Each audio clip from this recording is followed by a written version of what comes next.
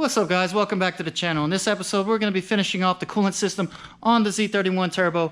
After that we'll put it all back together, make some rips and see if all we did actually helps. Stay tuned.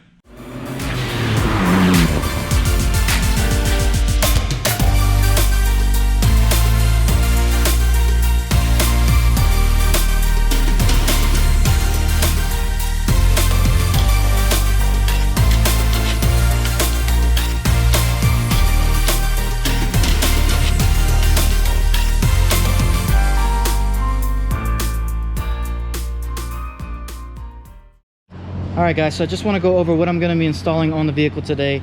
I have the thermal fan switch kit. It has a billet coupler where you cut the radiator hose and you mount this in between. This is a 200-degree Fahrenheit thermal switch. So at 200 degrees, the switch will engage and that will turn on the system. Now it did supply me with the wiring schematic for this kit, so I'll be using that to wire that all in.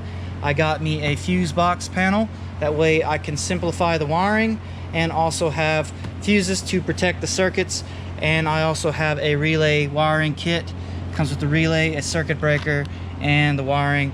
And also I have the schematics that came with this kit that show you how to put it all together. So we'll be installing all this, putting it into the car. Hopefully everything's going to work out, and once we know that the system is operating like it should, we'll be putting the car all back together and taking it on some spins and seeing if all we did in the end actually works out and helps me keep the temperatures under control. So let's go ahead and get it started. All right, so first things first, we're going to go ahead and drain the coolant out of the radiator. So we're going to start with that. They have a nice little drain outlet right here, so we'll be using that, draining the system. Then after that we'll be taking off the radiator hose, making some cuts, and mounting up the coupler.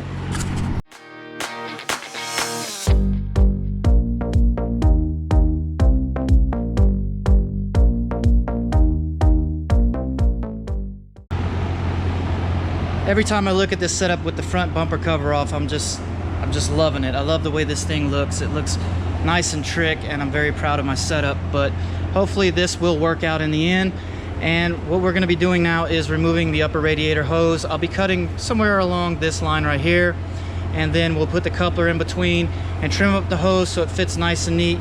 And then after that I need to figure out a location for the fuse panel, and then once we do that we can get to wiring. So first things first, let's take up this radiator hose and mount that coupler.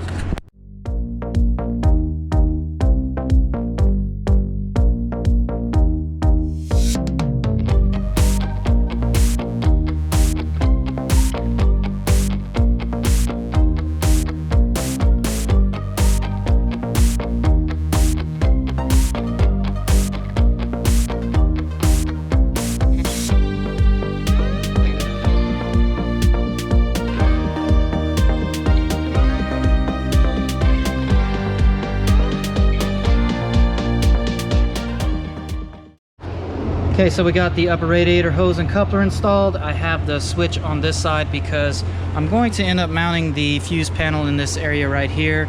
As you can tell, my real estate is all taken up along the side right there, and there's not really much place to mount it in this back corner. So what I'm going to go ahead and do is I'm going to utilize these two mounting holes here and here.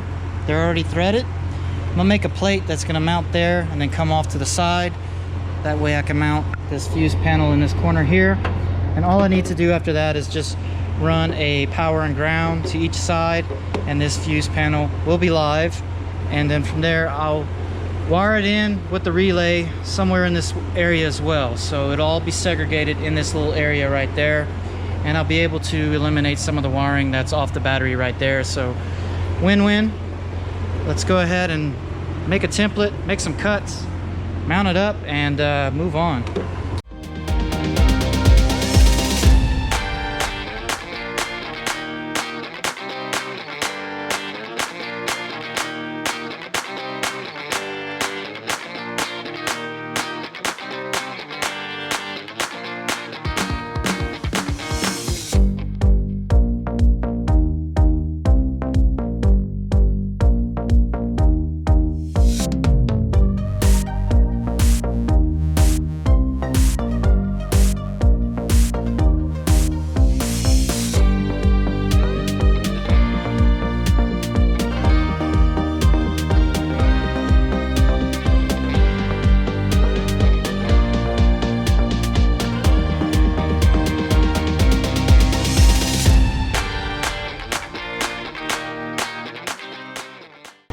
Alright guys, so I got the mounting board all cut out and drilled out, and this is what it looks like. I got the 2 mounting bolts right there, and if you notice, I had to put a slight bend on this tab here because the relay, it has to clear this upper radiator support. So what I don't like about this relay is the relay itself has a mounting tab, and so does the socket on the bottom. So I guess I'm gonna probably cut this little tab off. Maybe, maybe not, we'll see. But basically, you have it mounted like that there, and with it mounted on that tab with a slight bend, it angles the relay so that I can clear this upper radiator support, because it's going to be like just right at the top of it right there. So looks pretty good. It's going to work. It's going to do the purpose. So now that I got it all figured out, I'm going to go ahead and clean it up and paint it black so that it'll match the rest of the engine bay. And then from there, we'll mount the fuse panel and start wiring it up. But the fuse panel here goes to these mounting holes there. And that's how it's going to be, like that. And the relay is going to sit on the side right there, and it's going to work out perfect. Alright, I don't have much paint left, but I have some self-etching primer. I'm going to hit it with that first, let that dry. Then I'm going to hit it with some satin wheel paint. And it's durable paint, so I'll just use what I got and we'll make it work.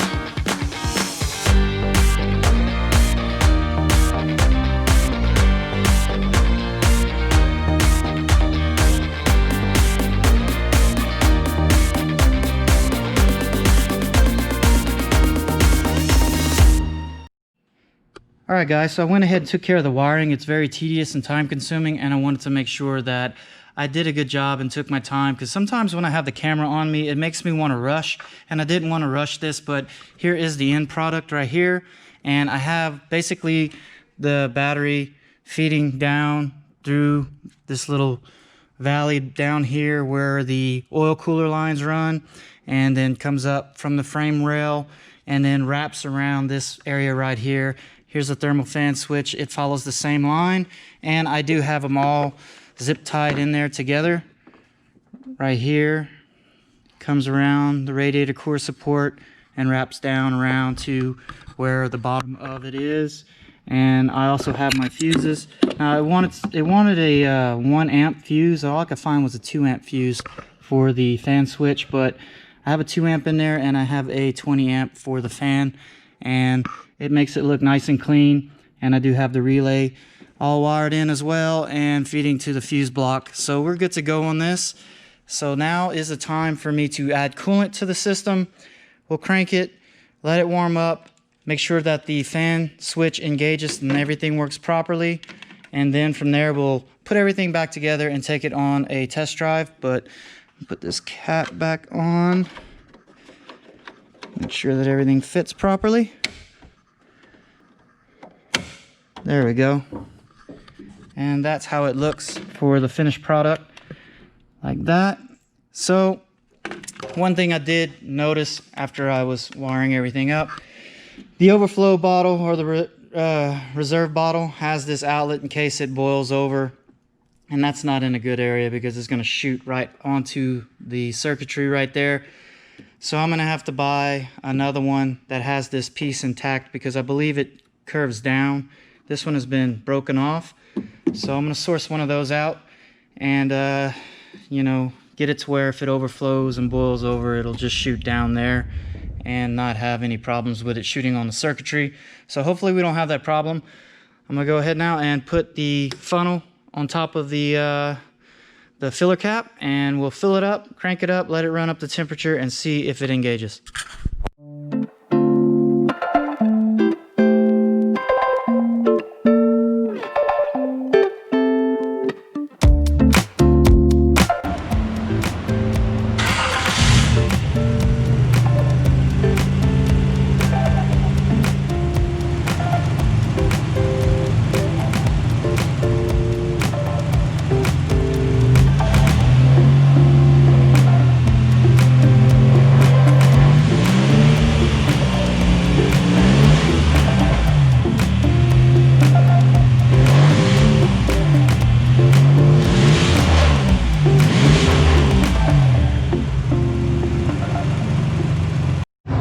Right, so the fan just came on by itself, so everything on this thing is set up correctly. The circuit's all correct, everything's wired correctly. The fan is blowing good.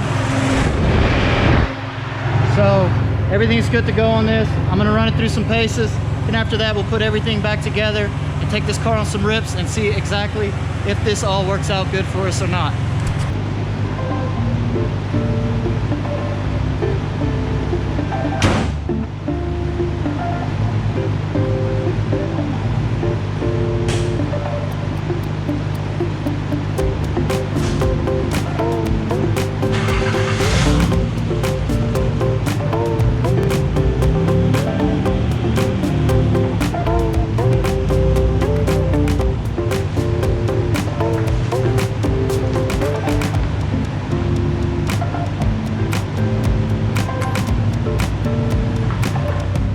Time has come. Let's go take this beauty on a rip and see if the coolant temperatures are going to be under control now.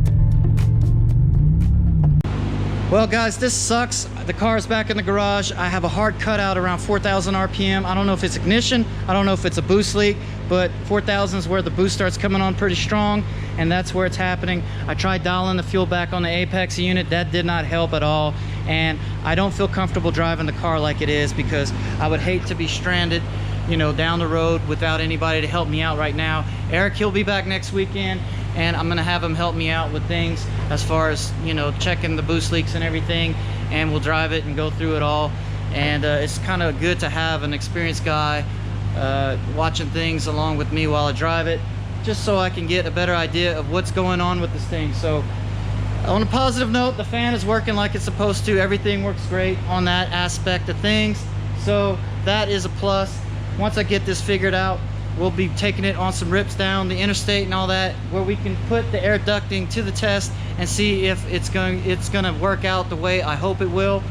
But also another positive note is we're gonna have some more Z31 content coming your way, because I want to get this thing right. I want to drive it and enjoy it. I got insurance on it and everything. I just need to get this thing working properly so I could drive it around town and just enjoy the car, man. I've spent a lot of time working on this thing, and I have not yet really got to enjoy it a whole lot. So I guess that's typical Z31 problems. You owners out there, y'all know what I'm talking about. Anyway, but I'm all done on this episode, guys. I wish I had more time to diagnose these problems, but that's gonna have to be on a future episode. And I thank you guys for continuing watching my channel. I thank you new subscribers for subscribing, and if you're here for the first time, definitely subscribe. Nothing but great content coming your way. So like always, like, comment, subscribe, and share. I'll definitely see you guys on the next episode.